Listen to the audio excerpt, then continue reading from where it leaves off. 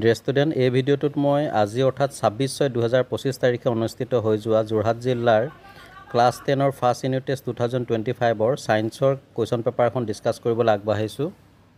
আৰু এই কুৱেশ্যন পেপাৰখন মোলৈ চেণ্ড কৰিছিলে যোৰহাট ডিষ্ট্ৰিক্টৰ পৰা 10ম শ্ৰেণীৰ ছাত্ৰী জ্যোৎস্না দত্তই। তো ভিডিঅ'টোৰ আৰম্ভণিতে জ্যোৎস্নালৈ মোৰ ফালৰ পৰা অশেষ ধন্যবাদ জ্ঞাপন কৰিছোঁ। ইতিমধ্যে ক্লাছ 10ৰ জেনেৰেল ছায়েন্সৰ বাবে মই ফাৰ্ষ্ট ইউনিট টেষ্টৰ কেইবাটাও ভিডিঅ' বনাইছোঁ। ডেছক্ৰিপশ্যনত লিংক দি দিছোঁ, তোমালোকে যদি চোৱা নাই চাব পাৰিবা। কাইলৈ বহুত ডিষ্ট্ৰিক্টত জেনেৰেল ছায়েন্সৰ এক্সাম আছে। তো সকলোৰে বাবে মোৰ ফালৰ পৰা বেষ্ট অফ লাক। তো আহা তেতিয়াহ'লে আমি বেছিকেলি MCQখিনি ইয়াত ডিছকাছ কৰোঁ। তো ইয়াত তোমালোকে দেখা পাইছা মুঠ 20টা MCQ দিছে গ্ৰুপ এত। প্ৰতিটোৰে বাবে 4টাকৈ বিকল্প উত্তৰ দি দিছে, আমি শুদ্ধ উত্তৰটো নিৰ্বাচন কৰিব লাগে। তো 1 নম্বৰটোত দিছে দাপোন এখনৰ পৰা যিমান দূৰত থিয় নোহোৱা লাগে প্ৰতিবিম্বটো সদায় থিয় হয়, দাপোনখন কেনেকুৱা হ'ব পাৰে।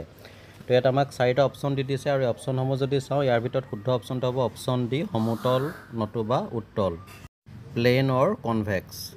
এবাৰ হওক কুৱেশ্যন নম্বৰ 2 লৈ। ইয়াত আমাক এছাৰশ্যন এটা দিছে, উক্তি দিছে যে দিনৰ ভাগত উদ্ভিদৰ ক্ষেত্ৰত কাৰ্বন ডাই অক্সাইড নিৰ্গত নহয়। আৰু ইয়াৰ কাৰণটো দিছে দিনৰ ভাগত শ্বসন প্ৰক্ৰিয়াত উৎপন্ন হোৱা কাৰ্বন ডাই অক্সাইড সালোক সংশ্লেষণত ব্যৱহাৰ কৰে।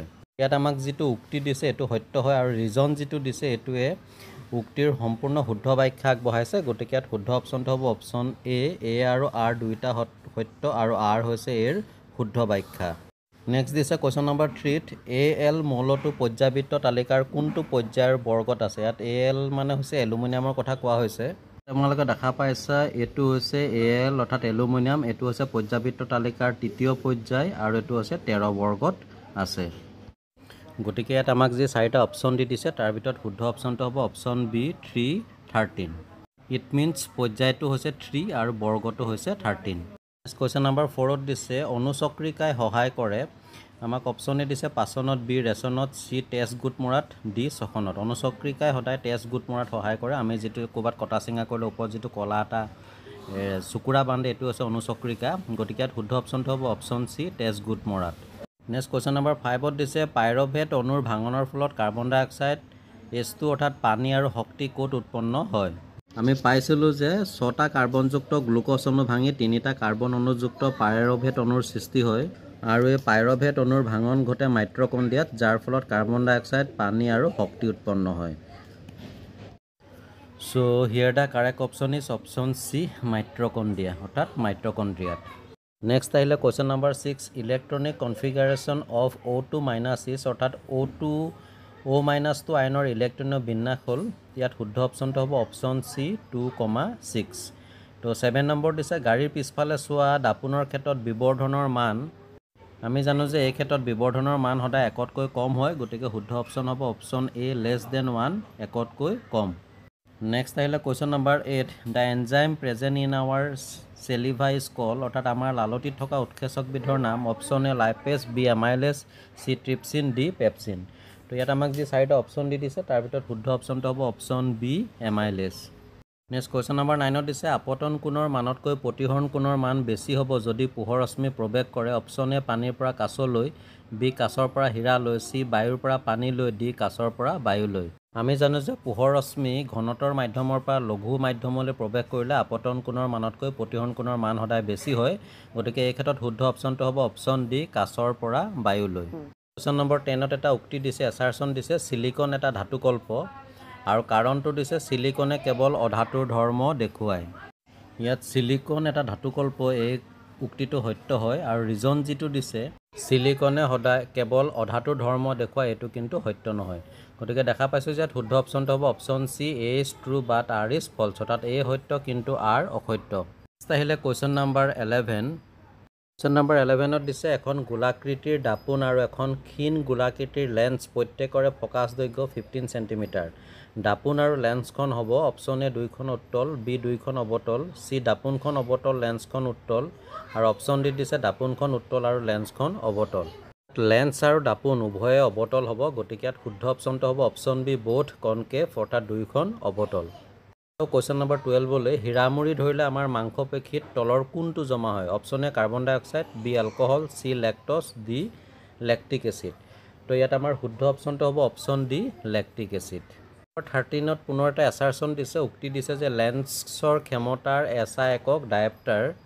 যুক্তিটো ট্ৰু হয় আৰু ইয়াৰ ৰিজনটো দিছে কাৰণটো দিছে অৱতল লেন্সৰ ক্ষমতা ধনাত্মক আৰু উত্তল লেন্সৰ ক্ষমতা ঋণাত্মক এইটো কিন্তু সত্য নহয় কাৰণ আমি জানো যে অৱতল লেন্সৰ ক্ষমতা ঋণাত্মক আৰু উত্তল লেন্সৰ ক্ষমতা ধনাত্মক so here the correct option is option C A is true but R is false A সত্য কিন্তু R অশুদ্ধ next 14 দিছে ক্ষাৰ ধাতুবোৰৰ যোজক কক্ষত থকা ইলেক্ট্ৰনৰ সংখ্যা option A 1 B 2 C 3 D 4 তো আমি জানো যে ক্ষাৰ ধাতুবিলাকৰ সদায় যোজক কক্ষত এটা ইলেক্ট্ৰন থাকে গতিকে শুদ্ধ অপচনটো হ'ব অপচন A 1 ইয়াৰ পাছত আহিলে কোৱেশ্চন নম্বৰ 15 পৰ্যাবৃত্ত তালিকাত তলৰ কোনটো ধৰ্ম বৰ্গ এটাৰ ওপৰৰ পৰা তললৈ বাঢ়ে আমি জানো যে পৰ্যাবৃত্ত তালিকাৰ পাৰমাণৱিক ব্যাসাৰ্ধ আৰু ধাতৱীয় ধৰ্ম সদায় বৰ্গ এটাৰ ওপৰৰ পৰা তললৈ বাঢ়ে গতিকে শুদ্ধ অপচনটো হ'ব অপচন বি এ এন 3 1 আৰু 3 কোৱেশ্চন নম্বৰ 16 নেফ্ৰন কোনটো তন্ত্ৰৰ অংশ অপচন এ পৰিপুষ্টি বি ৰেচন চি শ্বসন ডি পৰিবহন ইয়াত শুদ্ধ অপচনটো হ'ব অপচন বি ৰেচন কোৱেশ্চন নম্বৰ 17 দিছে মৌল পি কিউ আৰ এছ আৰু টিৰ পাৰমাণৱিক সংখ্যা ক্ৰমে 2 4 7 10 আৰু 20 কোন তিনিটা মৌল আধুনিক পৰ্যাবৃত্ত তালিকাৰ একে পৰ্যায়ৰ অন্তৰ্ভুক্ত ইয়াত মৌল পিৰ ইলেক্ট্ৰনৰ বিন্যাস হ'ব 2 কিউৰ ইলেক্ট্ৰনৰ বিন্যাস হ'ব 2 2 আৰু আৰৰ ইলেক্ট্ৰনৰ বিন্যাস হ'ব 2 5 এছৰ ইলেক্ট্ৰনৰ বিন্যাস হ'ব 2 8 আৰু টিৰ ইলেক্ট্ৰনৰ বিন্যাস হ'ব 2 8 8 2 দেখা পালো যে পি কিউ আৰু টিৰ প্ৰত্যেকৰে বহিকক্ষত দুটাকৈ ইলেক্ট্ৰন আছে গতিকে শুদ্ধ অপচনটো হ'ব option D P Q T question number 18 দিছে the focal length of a plane mirror is সমতল দাপনৰ প্ৰকাশ দৈৰ্ঘ্য তো ইয়াত আমাক যে চাৰিটা অপচন দি দিছে তাৰ ভিতৰত শুদ্ধ অপচনটো হ'ব option D infinity question number 19 দিছে বেছিভাগ কোষীয় প্ৰক্ৰিয়াৰ কোষীয় মুদ্ৰা হৈছে option A ADP option B AMP option C ATP option D APT ইয়াত শুদ্ধ অপচনটো হ'ব option C ATP next question number 20 তলৰ কোনখন দাপনে থিয় আৰু সংকুচিত প্ৰতিবিম্ব গঠন কৰে অপচন এ অৱতল বি উত্তল চি সমতল ডি এটাও নহয় তো ইয়াত আমাৰ শুদ্ধ অপচনটো হ'ব অপচন বি কনভেক্স বা উত্তল ডিয়াৰ ষ্টুডেণ্ট আমাৰ এমচিকিউখিনি ইমানতে শেষ হৈছে গ্ৰুপ বিত কিছুমান 2 আৰু 3 মাৰ্কৰ কুৱেশ্যন দিছে 21টো দিছে মেণ্ডেলিভৰ পৰ্যাবৃত্ত তালিকাৰ যিকোনো দুটা আখুৱা লিখা ইয়াৰ এনসাৰটো লিখিব পাৰো 1 নম্বৰ পইণ্টত মেণ্ডেলিভৰ পৰ্যাবৃত্ত তালিকাত হাইড্ৰজেনক নিশ্চিতভাৱে কোনো নিৰ্দিষ্ট স্থান দিব পৰা নাযায় আৰু 2 নম্বৰ পইণ্টত লিখিব পাৰো যে মেণ্ডেলিভৰ পৰ্যাবৃত্ত তালিকাত এটা মৌলৰ পৰা পাছৰটো মৌললৈ যাওঁতে পাৰমাণৱিক ভৰৰ বৃদ্ধি সুষমভাৱে নঘটে তো 2 মাৰ্ক আছে এই দুটা পইণ্ট লিখি দিলে হ'ব তো ডিয়াৰ ষ্টুডেণ্ট এইখন আছিলে 26/6/2025 তাৰিখে যোৰহাট ডিষ্ট্ৰিক্টত অনুষ্ঠিত হৈ যোৱা ক্লাছ 10ৰ ফাৰ্ষ্ট ইউনিট টেষ্টৰ জেনেৰেল সায়েন্সৰ কোৱেশ্চন পেপাৰ যাৰ এমচিকিউখিনি মই তোমালোকলৈ এনসাৰ সহ আগবঢ়ালোঁ তো আশা কৰোঁ সকলোৰে এক্সাম ভালেই হৈছে আৰু কাইলৈ যিবিলাক ডিষ্ট্ৰিক্টত সায়েন্সৰ এক্সাম আছে ক্লাছ 10ৰ তো তেওঁলোকৰ বাবে ভিডিঅ'টো যথেষ্ট ইম্পৰ্টেণ্ট হয় গতিকে এইখিনি তোমালোকে ভালকৈ প্ৰেক্টিছ কৰি যাবা লগতে পিছৰ যিখিনি কুৱেশ্যন দিছে এইখিনিও যিমান পাৰা প্ৰেক্টিছ কৰিবা আৰু মোৰ ইয়াৰ আগৰ ভিডিঅ'কেইটাও চাবা তো আশা কৰোঁ সকলোৰে এক্সাম ভাল হ'ব আন এটা ভিডিঅ'ত তোমালোকক পুনৰ লগ পাম চাই থাকিবা আৰবি লাৰ্ণ কাম এণ্টাৰটেইনমেণ্ট আজিলৈ আহোঁ ধন্যবাদ কুৱেশ্যনখিনি তোমালোকে এইখিনি ভালকৈ প্ৰেক্টিছ কৰি যাবা